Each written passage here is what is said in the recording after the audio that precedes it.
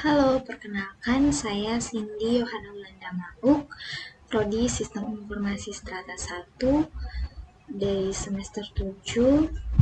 Nah, di sini saya ingin menjelaskan perhitungan dengan metode AHP untuk memenuhi tugas kelima dari mata kuliah SPK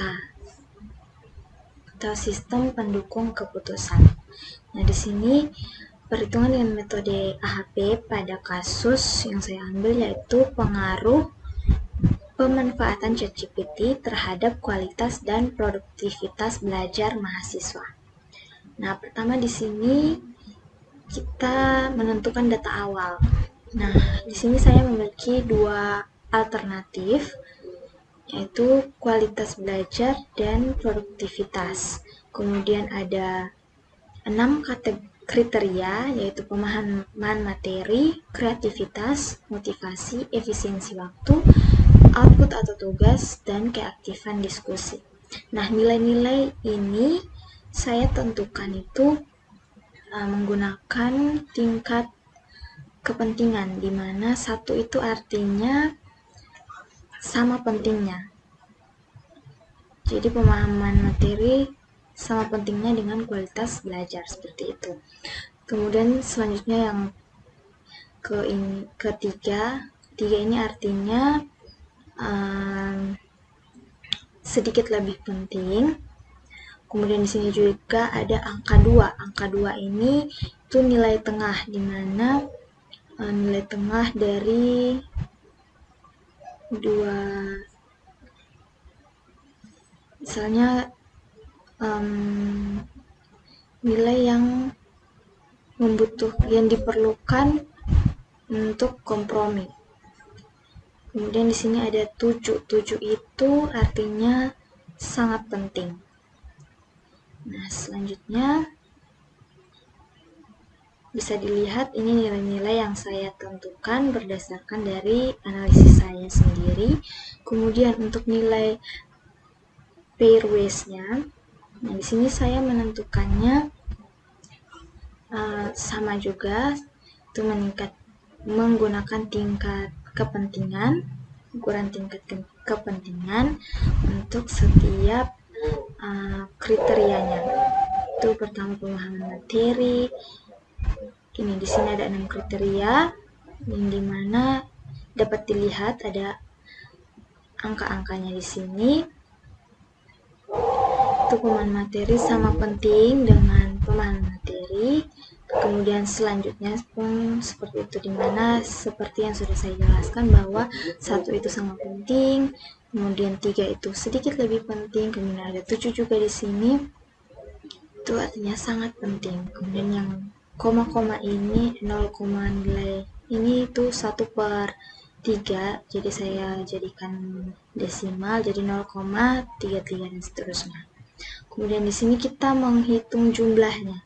Nah, untuk menentukan jumlah di sini menggunakan rumus sum dari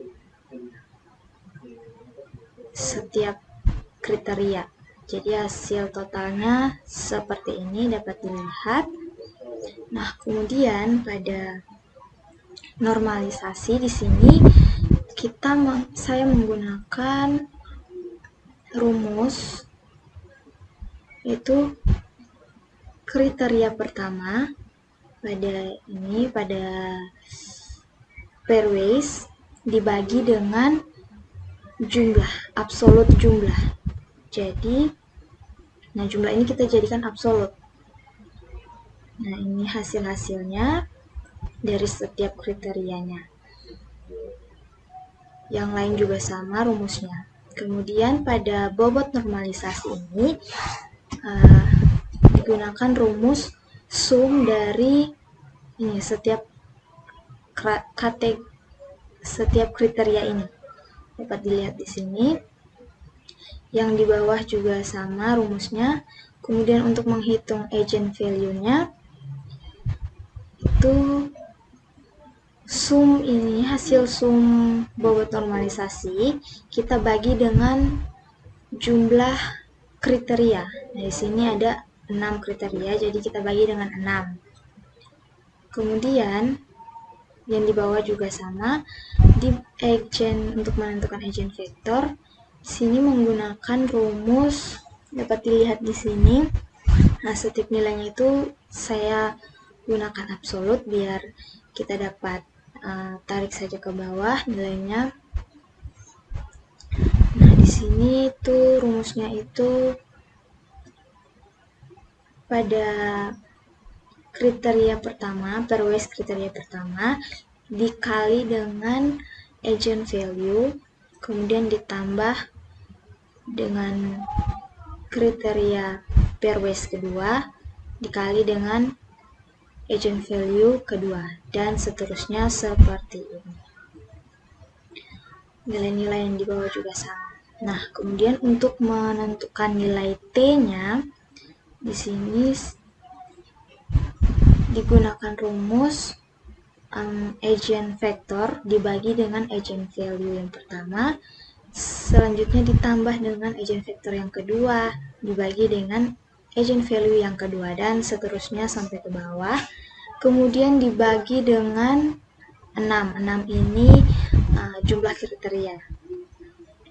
Seperti ini hasilnya. Kemudian untuk menentukan CI-nya, kita gunakan rumus jumlah T dikurang dengan 6. 6 itu N, jumlah kriteria, dibagi dengan 6 kurang 1. Hasilnya seperti ini. Kemudian RI ini saya gunakan 1,24. Nah, untuk kita menentukan konsistensinya, rumusnya itu CI dibagi dengan RI. Maka hasilnya 0,5 sekian-sekian. Nah, dikarenakan konsistensinya lebih besar daripada 0,1, maka hasilnya itu matriksnya tidak konsisten. Nah, demikian penjelasan perhitungan dengan metode AHP dengan menggunakan Excel. Selanjutnya di sini saya akan menjelaskan menggunakan metode AHP dengan menggunakan pie chart. Nah, di sini pertama itu kita import extensionnya itu extension numpy. Nah, sebelumnya saya sudah mendownload, menginstal numpy-nya. Jadi ini sudah ada scriptnya. Di sini saya akan jelaskan. Yang pertama di sini 6 kali 6 ini karena matriks kriteria saya itu ada 6, jadi matriksnya 6 kali 6. Nah, berikut ini nilai-nilainya yang tadi sudah ada di Excel.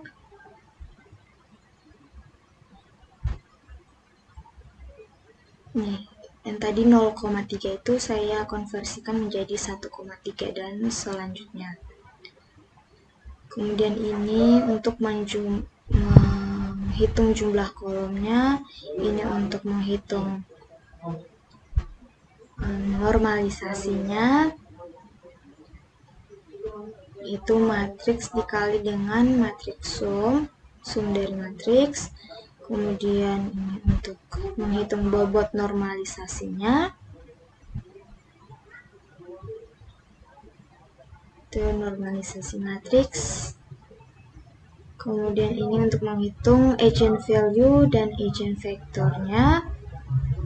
Ini lambda max kurang. Ini untuk menghitung CI-nya itu lambda max kurang dengan 6. 6 itu jumlah N, jumlah kriteria. Nah, ini RI-nya. Karena saya punya 6.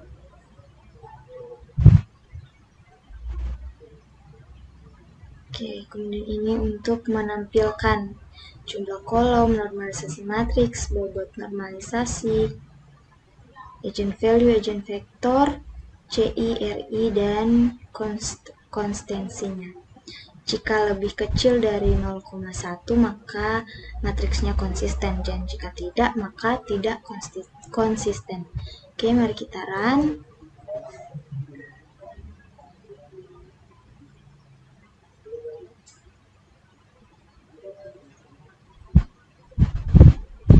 Baik, ini hasil runnya. Dapat kita lihat di sini jumlah kolomnya, kemudian hasil normalisasi matriksnya,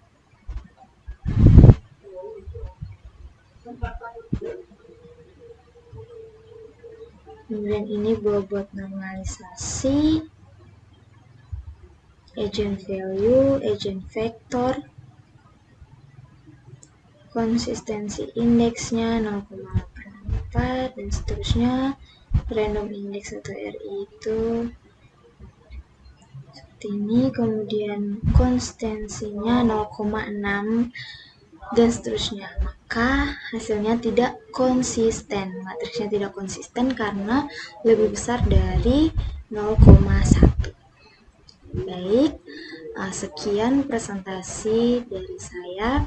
Terima kasih, semoga bermanfaat.